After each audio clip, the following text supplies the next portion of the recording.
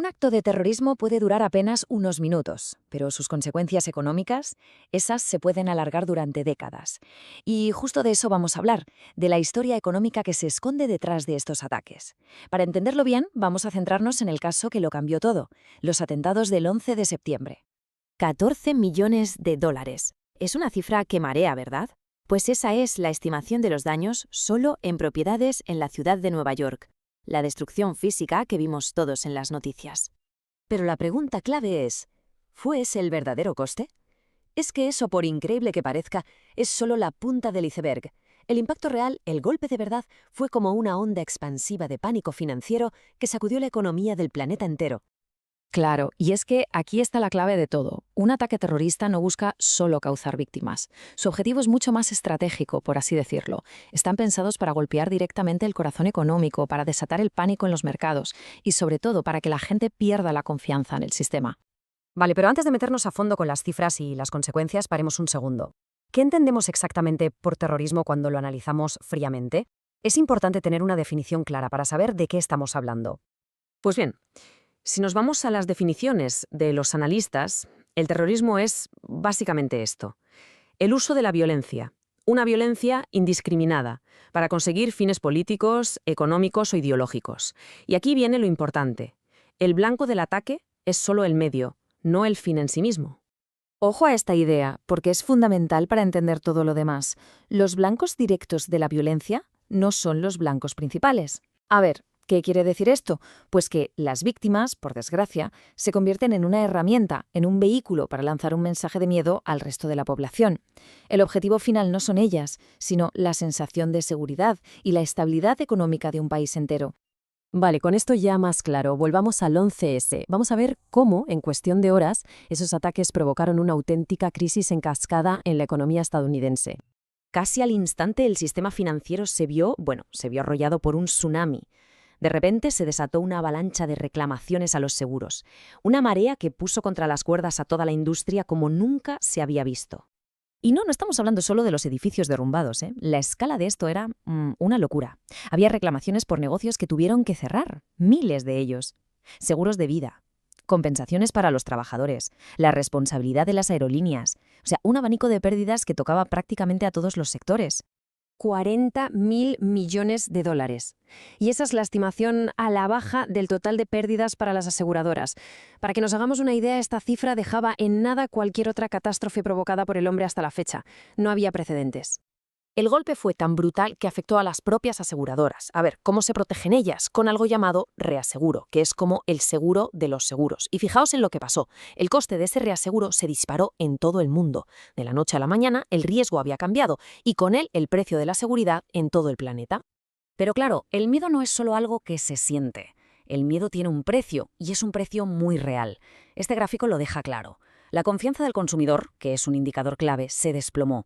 Pasó de 114 puntos a poco más de 85. La lógica es sencilla. Si la gente tiene miedo, no compra, no invierte. Y si el consumo se para, la economía se congela. El pánico era tal, el riesgo de un colapso total era tan real que el gobierno tuvo que actuar. Y rápido. La Reserva Federal tuvo que inyectar miles de millones de dólares en el sistema.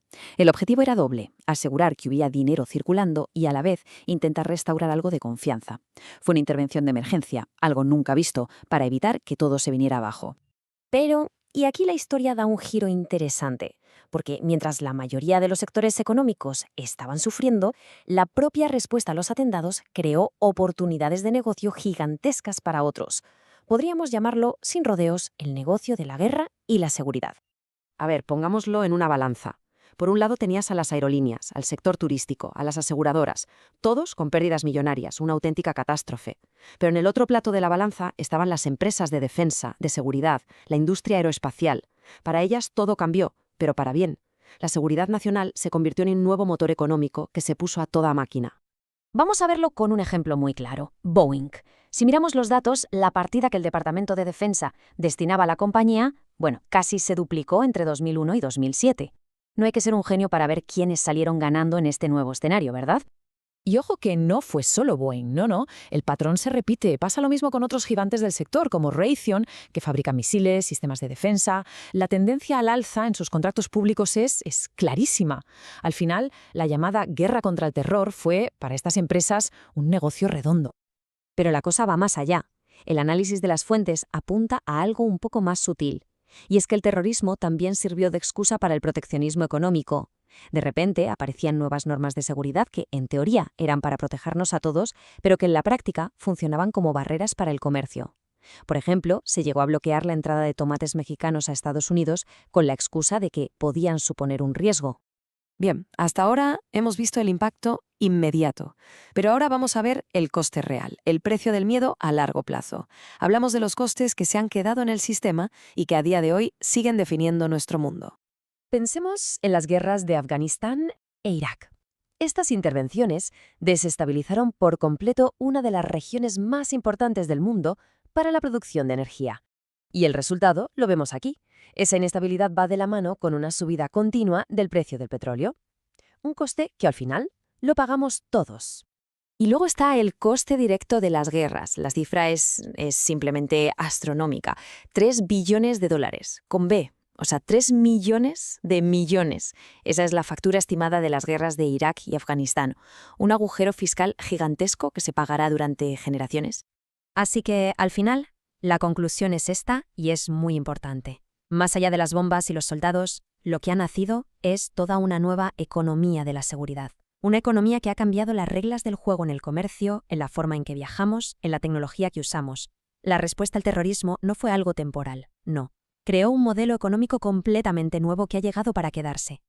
Y todo esto nos lleva a una última pregunta, una para darle vueltas. Un atentado puede durar minutos, pero ¿cuál es el coste final de cómo respondemos económicamente a él? Porque esa respuesta, con sus ganadores y perdedores, con todos sus efectos no deseados, es una historia económica por sí misma y quizás es tan potente o más que la del propio ataque.